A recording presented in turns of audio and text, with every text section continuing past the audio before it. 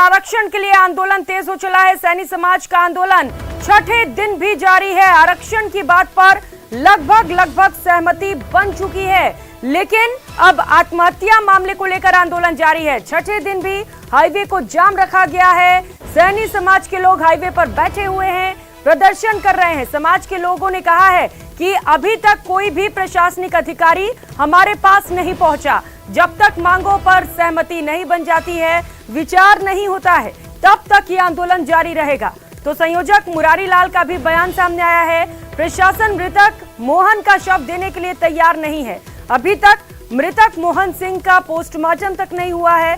भरतपुर से बड़ी खबर आपको बता रहे हैं, जहां पर सैनी समाज द्वारा आंदोलन किया जा रहा है। और इसी मामले से जुड़ी इस वक्त की बड़ी खबर आपको बता दें, मृतक मोहन सिंह की मांगों को लेकर आंदोलनकारी और प्रशासन के बीच वार्ता चल रही है। आंदोलन स्थल के पास में एक होटल में ये वार्ता जारी है।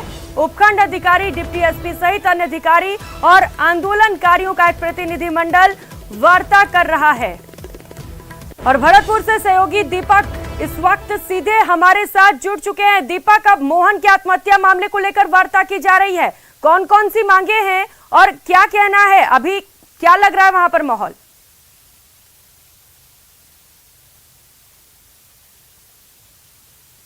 समाज के जो लोग हैं वो अब पूरे राजस्थान भर से यहाँ पहुँच रहे हैं। और जो मृतक मोहन सिंह की आत्महत्या का जो मामला है उसमें 3 प्रमुख इनकी मांग है। 1 करोड़ रुपए का मुआवजा, सरकारी नौकरी और शहीद का दर्जा देने की जो मांग है, अब उसको लेकर के एक प्रतिनिधि मंडल बनाया गया है आंदोलनकारियों द्वारा। उसकी प्रशासन के बीच वार्ता चल रही है। आंदोलन स्थल के पास में ही एक होटल है, वहां पर वार्ता चल रही है, जिसमें उपखंड अधिकारी से डिप्टी एसपी और अन्य अधिकारी मौजूद है। और इन तीनों मांगों को लेकर के जो चर्चा है वो की जा रही है। 6 सदस्यीय प्रतिनिधि मंडल जो है आंदोलनकारियों की तरफ से बनाया गया है, जो वार्ता के लिए गया है, लेकिन उसमें संयोजक मुरारी लाल सैनी मौजूद नहीं है। संयोजक मुरारी लाल सैनी का कहना है कि मैं आंदोलन स्थल पर मौजूद हूं और ये जो कमेटी बनाई गई है 6 सदस्यीय, ये जाकर के प्रशासन से बातचीत कर रही है। अगर बात बनती है तो आंदोलन को जो है समाप्त कर दिया जाएगा, नहीं आंदोलन यथावत चलेगा। उनका कहना है कि अगर इन तीनों मांगों पर सहमति नहीं बनती है तो अब आंदोलनकारी जो है अब आगे की जो रणनीति है वो बना रहे हैं और ये आंदोलन अब लंबा भी चल सकता है। आंदोलन स्थल की तस्वीरें आपको दिखाएंगे कि ठीक सामने देखिए टेंट लगा हुआ है हाईवे पर और पत्थर डले हुए, साथ ही पूरे रास्ते को अब जाम कर दिया है। पहले तो बाइकों को निकलने के लिए रास्ता दिया जा रहा था, लेकिन अब दोपहिया वाहन भी जो है नहीं निकल पा रहा है। पूरे रोड को ब्लॉक कर दिया है। पत्थर डाल करके बैरिकेड जो लगे थे उनको तोड़ करके आंदोलनकारियों ने पूरा रास्ता जाम कर दिया है। साथ ही पेड़ काट करके रोड पर डाल दिए हैं, जिससे आवागमन पूरी तरह बाधित हो रहा है। और पहले जो आसपास के गांव के लोग थे वो यहाँ से निकल पा रहे थे, लेकिन अब उनको भी कड़ी मुश्किल का सामना निकलने के लिए करना पड़ रहा है। और उधर दूसरी तरफ पुलिस प्रशासन जो है वो पूरी अलर्ट मोड पर है। प्रशासन ने इंटरनेट पर पाबंदी बढ़ाई है। आज रात 12 बजे तक जो है इंटरनेट बंद रहेगा और इस पाबंदी को और भी बढ़ाया जा सकता है, क्योंकि लगातार जो अफवाहें हैं सैनी समाज की जो आंदोलन से जुड़ी हुई, उनको रोकने के लिए प्रशासन ये लगातार कदम उठा रहा है। और 21 अप्रैल से ये डटे हुए हैं। आज छठा दिन है इनका आज प्रियंका, लेकिन इनका कहना है कि जब तक हमारी मांगों को नहीं माना जाएगा हम ये आंदोलन जो है वो लगातार जारी रहेंगे। अब तो इन्होंने यहाँ पर बैनर भी लगा दिए, आंदोलन स्थल पर बैनर लगाए हैं और उनके जो प्रतिनिधि मंडल है वो वार्ता के लिए गया है। अब देखना यह है कि प्रशासनिक जो वार्ता हो रही है उसमें प्रतिनिधि मंडल के साथ क्या बातचीत होती है और कितनी मांगों पर सहमति बनती है, ये कुछ देर बाद क्लियर हो जाएगा। अभी वार्ता जो है वो चल रही है और वार्ता को भी पूरी तरह गोपनीय रखा गया है। उसमें प्रतिनिधि मंडल और सिर्फ अधिकारी जो है वो मौजूद हैं। आंदोलन स्थल के पास में ही ये वार्ता चल रही है। संयोजक मुरारी लाल सैनी से हमारी बात हुई, उनका कहना है कि जो वार्ता है अगर वो सफल होती है तो आंदोलन को स्थगित करने पर विचार किया जाएगा। अन्यथा दीपक, आत्महत्या की वजह से आंदोलन और भी तेज हो चला है और अब कहना है कि अगर ये वार्ता सफल होती है तो प्रदर्शन को खत्म करेंगे। लेकिन अब सवाल ये है कि अगर ये वार्ता असफल होती है, बात नहीं बन पाती है, तो फिर प्रशासन के सिरदर्द भी बढ़ी हुई है और मुश्किलें और भी ज्यादा बढ़ सकती हैं इसके बाद। देखिए, बिल्कुल प्रशासन की तो मुश्किलें जो है वो लगातार 21 अप्रैल से ही बढ़ी हुई हैं। प्रशासनिक अधिकारी लगातार इस मामले को, इस गतिरोध को समाप्त करने की कोशिश कर रहे हैं, लेकिन ये गतिरोध समाप्त हो नहीं पा रहा है। कई बार प्रशासनिक अधिकारियों ने बैठ करके इनसे चर्चा की है, लेकिन इन्हें जो प्रतिनिधि मंडल प्रशासन से बातचीत करता है, उनकी जो सैनी समाज के लोग हैं, वो आंदोलनकारी हैं, वो बात को नहीं मानते और कहीं ना कहीं जो डिस्प्यूट है वो हो जाता है और फिर आंदोलन लगातार यथावत रहता है। यही हुआ है 2-3 दिन से लगातार यही देखने को मिल रहा है। जब खुद मुख्यमंत्री अशोक गहलोत से इनकी जो बातचीत है वो हो गई हैं और उसके बाद प्रतिनिधिमंडल ने यहाँ करके सब कुछ बताया है कि इस तरह से सरकार के साथ हमारा समझौता हुआ है, लेकिन उसके बावजूद भी आंदोलनकारियों ने साफ इनकार कर दिया कि आंदोलन खत्म नहीं होगा, आंदोलन को यथावत रखा जाएगा। और उसके बाद आखिर लास्ट में संयोजक जो मुरारीलाल सैनी है उनको भी कहना पड़ा कि हम आंदोलन को लगातार जारी रखेंगे जब तक सरकार हमारी मांगों को नहीं मानेगी। जो प्रशासनिक अधिकारी नियुक्त किए गए हैं इनसे बातचीत के लिए वो लगातार इनसे संपर्क में, लेकिन इनका कहना है कि पहले जो मृतक मोहन सिंह है उसकी डेड बॉडी हमें दी जाए, जिसको आंदोलन स्थल पर लाया जाएगा, और जो हमारा टेंट प्रशासन ने 20 अप्रैल को जब्त किया था उसको हमें दिया जाए, जिससे कि यहाँ पर टेंट को लगाया जाए, बैठने की व्यवस्था की जाए। लेकिन प्रशासन के अधिकारियों का कहना है कि जो टेंट जब्त किया है वो कानूनी कार्रवाई के तहत आ चुका है, उसे छोड़ा नहीं जा सकता। और पुलिस का कहना है कि जो डेड बॉडी है मृतक मोहन सिंह की उसको परिवार को सुपुर्द किया जाएगा। ये गतिरोध कहीं ना कहीं बना हुआ है, इस पर अब विचार चल रहा है, क्या सहमति निकलती है, कितने मांगों पर सहमति बन पाती है। जो प्रदर्शन है उसको खत्म करने की उम्मीद आज के वार्ता पर आ टिकी है। आप नजर बना रखिएगा। दीपक, बहुत शुक्रिया आपका इन तमाम जानकारियों के लिए। तो वहीं मंत्री प्रताप सिंह खाचरियावास ने सैनी समाज के आंदोलन में युवक आत्महत्या को लेकर बड़ा बयान दिया। उन्होंने कहा कि आंदोलन करना सबका हक है, लेकिन आत्महत्या जैसा कदम उठाना ठीक नहीं। साथ ही उन्होंने आत्महत्या करने वाले युवक को श्रद्धांजलि भी दी है। सुनिए। आंदोलनकारी है, उनकी भावनाओं का, उनकी मांगों का सम्मान करता हूं, और एक व्यक्ति ने आत्महत्या कर ली, मैं उनको श्रद्धांजलि अर्पित करता हूं। मैं लोगों से अपील करूंगा, हमें आत्महत्या जैसा कदम नहीं उठाना है। माली कुशवाहा समाज, माली समाज के लोग जो आंदोलन कर रहे हैं, सैनी समाज के लोग, ये वक्त आ गया है जब ये बहुत सेंसिटिव इश्यूज हैं। ओबीसी का आरक्षण दिया गया है, पूरे देश में ओबीसी का आरक्षण लागू है। ओबीसी की जातियों में कहीं ना कहीं असमंजस की स्थिति पैदा हो गई है, और माली समाज के लोगों का की जो मांग है वो मांग वाजिब है। वाजिब इसलिए कि कहीं ना कहीं वो ये बार बार कह रहे हैं कि हमारे बच्चों को मौका नहीं मिल रहा आरक्षण में, तभी तो इतना बड़ा रिएक्शन क्रिएट हुआ है। ऐसे में राज्य सरकार की मुख्यमंत्री जी से मैं बात करूंगा और उनसे कहूंगा कि आप बुलाकर समझो और पुराने 5 साल 10 साल के रिजल्ट उठाकर देखो कि राजस्थान में जिनको ओबीसी में आरक्षण मिला हुआ है, जिन जातियों को, उनमें इतना रिएक्शन क्यों हो रहा है। और वो रिपोर्ट भारत सरकार के साथ बैठ के भारत सरकार को भी आगे आना होगा और समझना पड़ेगा कि ओबीसी में आरक्षण दिया तो ओबीसी की जातियां इतनी परेशान क्यों है, उनको पूरा हक क्यों नहीं मिल रहा। मिलना चाहिए ना, इसीलिए तो ये रिएक्शन है। तो ये वक्त आ गया जब इनकी बात सुन के, समझ के, इनकी मांगों का सम्मान करते हुए ऐसा रास्ता निकालना चाहिए जिससे ये, मेरी तो हालांकि उनसे बात नहीं हुई, लेकिन मुख्यमंत्री जी खुद देख रहे हैं। मैं भी मुख्यमंत्री जी से अपील करूंगा कि माली समाज की भावनाओं का सम्मान रखें, क्योंकि मेरी जो उन लोगों से जो मिलकर गए थे उन्होंने कहा था हमारे बच्चों का सिलेक्शन ही नहीं हो रहा। तो आखिर ये क्या कारण है कि ओबीसी में इतना बिखराव हो रहा है, ओबीसी की जातियां इतनी परेशान क्यों है। इसको लेकर बिल्कुल एक फाइनल डिसीजन होना चाहिए और उनका हक उनको मिलना चाहिए, क्योंकि जिस मकसद से ओबीसी की जातियों को आरक्षण दिया गया उनमें कहीं कुछ जातियां पीछे छूट रही है, उनको सम्मान मिलना चाहिए। और कर लेते हैं अगली खबर का। बीजेपी की ओर से सोशल मीडिया कार्यशाला का आयोजन किया गया है। बीजेपी कार्यालय में इस कार्यशाला का आयोजन किया गया है, जहां पर अमित मालवीय भी पहुंचे हुए हैं। सीपी जोशी भी इस वक्त कार्यशाला में मौजूद हैं। इसके साथ ही सभी जिलों के प्रतिनिधि भी यहां पर पहुंचे हुए हैं बीजेपी कार्यालय में। इसका आज से शुभारंभ किया गया, जिसकी तस्वीर आप देख पा रहे हैं। कार्यशाला में कई बड़े नेता बीजेपी के पहुंचे हुए हैं। विधानसभा चुनाव के लिए जीत का मंत्र दिया जाएगा। मालवीय आज कार्यकर्ताओं को जीत का मंत्र देने वाले हैं।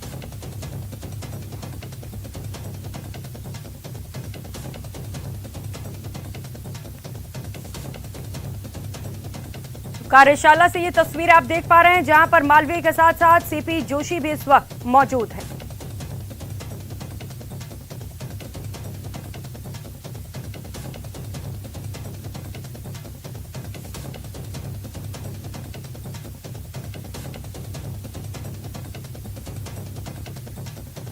तो जयपुर से ये तस्वीर आपको दिखा रहे हैं। बीजेपी कार्यालय में इस कार्यशाला का आयोजन किया गया है, जहां पर बीजेपी प्रदेश अध्यक्ष सीपी जोशी भी इस वक्त मौजूद हैं। अमित मालवीय भी पहुंचे हुए हैं, जो कार्यकर्ताओं को संबोधित करेंगे। सोशल मीडिया कार्यशाला का आयोजन किया गया है और आज कार्यकर्ताओं में जीत का मंत्र दिया जाएगा। कार्यकर्ताओं को संबोधित करते हुए उन्हें ये मंत्र दिया जाएगा।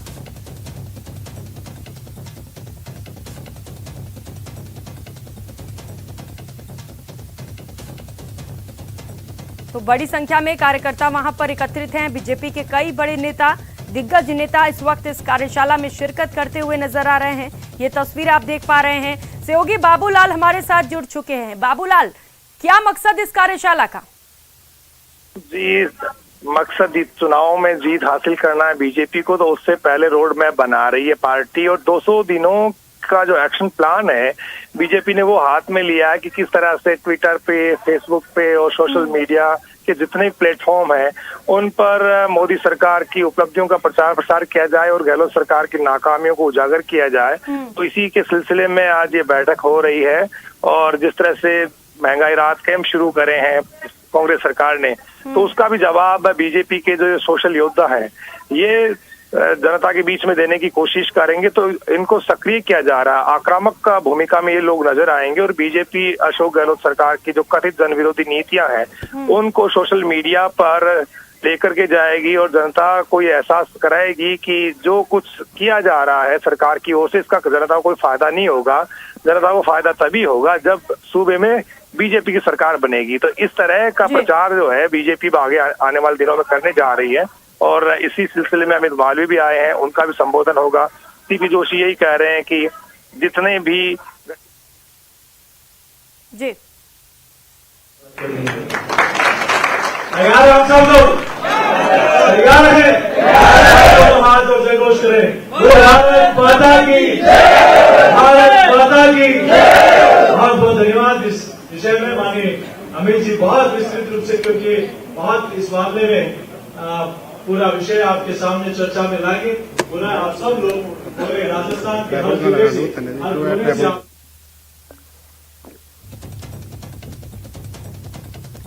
तो सोशल मीडिया कार्यशाला का आयोजन किया गया है। सहयोगी बाबूलाल बता रहे थे कि सोशल मीडिया पर किस कदर मोदी सरकार की योजनाओं को गिनाया जाए और इसके साथ ही सरकार को घेरने की भी कोशिश की जाएगी। राज्य सरकार की नाकामियों को सोशल मीडिया के जरिए उजागर किया जाएगा। अगली खबर का रुख करेंगे। जयपुर से खबर है, सफाई कर्मचारियों की हड़ताल लगातार जारी है। हड़ताल से निगमों की सफाई व्यवस्था पर भी असर पड़ा है।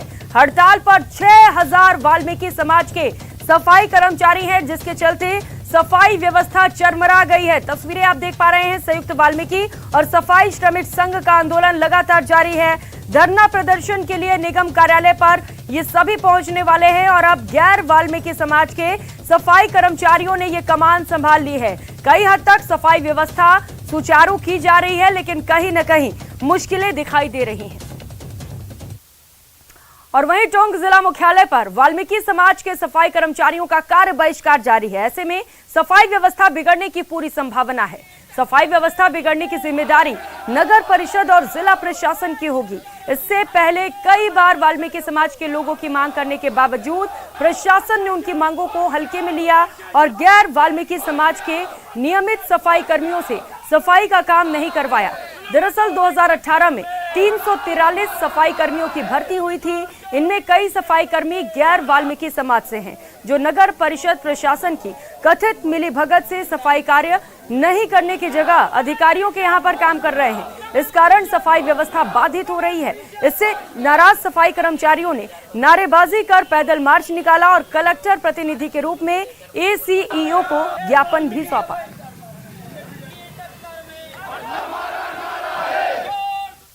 राजस्थान स्तर पर हमारा एक वाल्मीकि समाज के द्वारा पूरे राजस्थान में सफाई कर्मचारियों की तरफ से एक हड़ताल का आह्वान किया गया है। उसी के अंतर्गत हमने टोंक में भी सफाई कर्मचारियों की भर्ती जो हो रही है 30,000 की, उसमें से हमारे साथ इस प्रकार का धोखा आया कि 13,000 की वैकेंसी निकली है, जबकि मुख्यमंत्री अशोक गहलोत जी ने विधानसभा में कहा था कि हम 30,000 की भर्ती का करेंगे, लेकिन मात्र 13,000 की जो भर्ती निकली है उसमें हम पद बढ़ाने के लिए मुख्यमंत्री जी से मांग करेंगे कि वे 30,000 की सफाई कर्मचारियों की भर्ती करी जाए और उसमें भी वाल्मीकि समाज के लोगों को प्राथमिकता दी जाए। समाज में यह आक्रोश है कि 2018 की भर्ती में जो गैर वाल्मीकि समाज के व्यक्ति सफाई कर्मचारी की भर्ती पर भर्ती हुए हैं, वो आज लगभग 4 साल बीत जाने के बाद एक दिन भी उन्होंने झाड़ू नहीं चलाई। इस संबंध में वाल्मीकि समाज के लोग कई बार लिख चुके और कई बार मिल चुके, लेकिन प्रशासन उन्हें काम पे लगाना ही नहीं चाहता। राज्य सफाई कर्मचारी आयोग के जो सदस्य आए थे उसमें प्रशासन से मीटिंग ली थी। उसमें ये तय हुआ था कि भाई गैर वाल्मीकि समाज है वो जब तक सफाई नहीं करेगा जब तक हम काम पे नहीं आएंगे। पूरा वाल्मीकि समाज प्रशासन से मिला है। प्रशासन को यह अवगत कराया गया है कि जो आगामी जो भर्ती है बजट की जो मुख्यमंत्री जी की 30,000 की, उसमें टोंक नगर परिषद में 130 सफाई कर्मचारियों की भर्ती है। महंगाई राहत कैंप का आयोजन किया जा रहा है जिसमें लाभार्थियों को राज्य सरकार की 10 जन कल्याणकारी योजनाओं का बढ़ा हुआ लाभ दिया जा रहा है। राजस्व मंत्री रामलाल जाट ने कहा कि हजारों की संख्या में आमजन कैंप में भाग लेने के लिए पहुंच रहे हैं और उन्हें लाभ भी मिल रहा है। इस दौरान भाजपा पर तंज कसते हुए रामलाल जाट ने कहा कि विपक्ष में रहने का मतलब हर चीज का विरोध करना नहीं है, विपक्ष को सकारात्मक सोच रखनी चाहिए। अगर कैंप में सतीश पूनिया, राजेंद्र राठौड़ और सीपी जोशी को कोई कमी दिखाई दे रही है तो सुझाव दें। ऐसे तमाम मुद्दों पर राजस्व मंत्री रामलाल जाट से खास बातचीत की हमारे संवाददाता राहुल कौशिक ने। राजस्थान सरकार द्वारा और मुख्यमंत्री अशोक गहलोत द्वारा महंगाई राहत कैंप लगाए जा रहे हैं। भारी संख्या में लोग वहां पहुंच रहे हैं। आज महंगाई राहत कैंप में राजस्व मंत्री रामलाल जाट खुद पहुंचे हैं। आइए इनसे बात करते हैं, कितना असर देखने को मिल रहा है, कितनी राहत जनता को मिल रही है। देखो, हजारों की संख्या में लोग उमड़ के आ रहे हैं। आज इस पंचायत में 4,000 लोगों को 3,937 लोगों को बेनिफिट मिल चुका है। लगभग ये 600 परिवार जुड़ रहे हैं।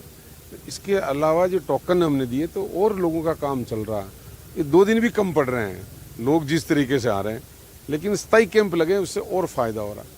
जिस तरह भारतीय जनता पार्टी ने जो महंगाई बढ़ाई है, 15 लाख खाते में डालने की बात कही है, डीजल पेट्रोल की बात कही है कि कम भाव रखेंगे, लोग उनके बहकाव में आए, गायों का अनुदान की बात थी, सारी चीज़ें उन्होंने बंद की।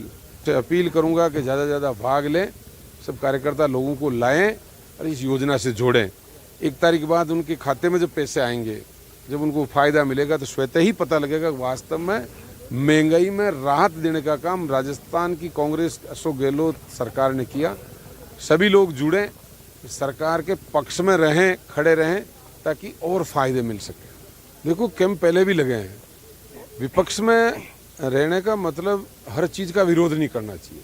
भैरू सिंह जी को याद करो आप, सकारात्मक विरोध होना चाहिए। अगर कैंपों में पूनिया साहब को, राजेंद्र राठौड़ साहब को, सीपी जोशी साहब को अगर गलत लग रहा है तो इसमें सुधार करने के सुझाव देने चाहिए कि इसमें ये योजनाएं और जोड़ें। और अब बात कोटा की, जहां एक छात्रा ने फांसी लगाकर आत्महत्या कर ली। कोचिंग छात्रा के परिजन कोटा पहुंच गए। मृतका के शव को देखकर परिजनों का रो रो कर बुरा हाल है।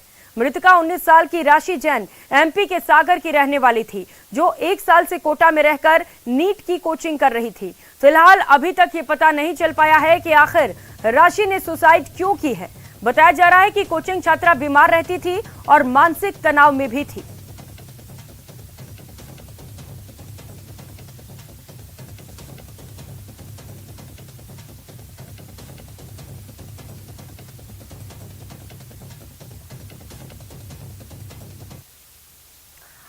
और कैबिनेट मंत्री प्रताप सिंह खाचरियावास ने महंगाई राहत शिविर को लेकर बीजेपी पर निशाना साधा। उन्होंने कहा, महंगाई राहत शिविर को लेकर जनता में उत्साह है, लेकिन शिविर में भाजपा के लोगों को दिक्कत हो रही है। बीजेपी नहीं चाहती कि महंगाई से जनता को मुक्ति मिले। सुनिए। का तो मैं इतना कह सकता हूँ कि पूरे देश में राजस्थान में कांग्रेस की सरकार अकेली सरकार है जो महंगाई से बचाने के लिए महंगाई राहत शिविर लगा रही है। और बीजेपी के नेता और कार्यकर्ता जिस तरह से क्रिएट कर रहे हैं पोजीशन, उससे एक बात साफ होगी, वो महंगाई से मुक्ति चाहते ही नहीं है। इस देश को महंगाई के रास्ते पर ले जाने का काम बीजेपी ने किया है। पेट्रोल, डीजल और गैस सिलेंडर की महंगाई ने लोगों की कमर तोड़ कर रख दी। हमने क्या गुनाह कर दिया? 100 यूनिट तक बिजली फ्री कर दी, जनता का पैसा बचेगा। 25 लाख तक का इलाज फ्री है, 10 लाख तक का दुर्घटना बीमा है, 2000 यूनिट तक किसानों की बिजली फ्री है। उधर नेता प्रतिपक्ष राजेंद्र राठौड़ ने महंगाई राहत कैंप में बुजुर्ग की मौत को लेकर कांग्रेस पर निशाना साधा। उन्होंने ट्वीट कर कहा कि पचपदरा में महंगाई राहत कैंप में पहुंचे बुजुर्ग पारस मल की मौत सरकार के माथे पर कलंक है।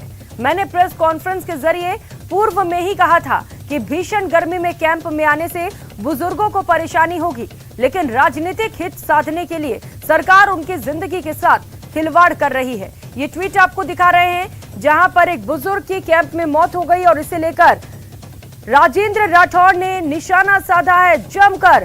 सरकार को आड़े हाथों लिया और कहा है कि मैंने पहले ही कहा था कि इस भीषण गर्मी में कैंप का आयोजन नहीं किया जाना चाहिए, लेकिन इसके बावजूद भी सरकार ने सिर्फ राजनीतिक हित के लिए इस कैंप का आयोजन किया है, जिसके चलते ये मौत हुई है। मौत की पूरी जिम्मेदारी उन्होंने सरकार के माथे पर गड़ दी है। और सहयोगी प्रेमदान हमारे साथ जुड़ चुके हैं।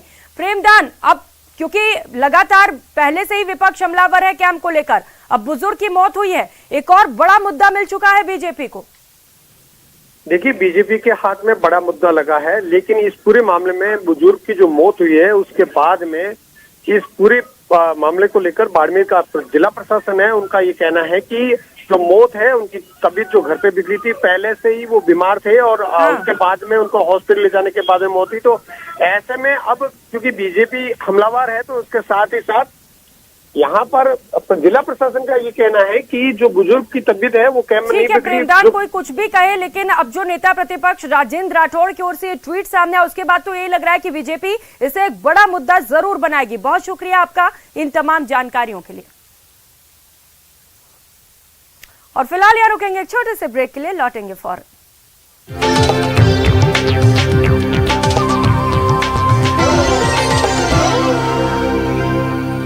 हेडलाइंस प्रेजेंटेड बाय पेट सफा आयुर्वेदिक चूर्ण, पेट सफा तो हर रोग दफा।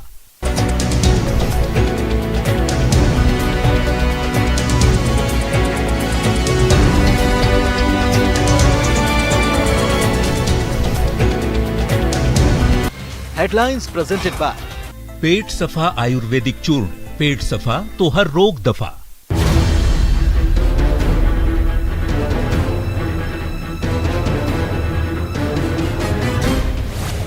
विधायक के कामकाज की ग्राउंड रिपोर्ट। ना जनता से मिलते हैं, वह विधायक को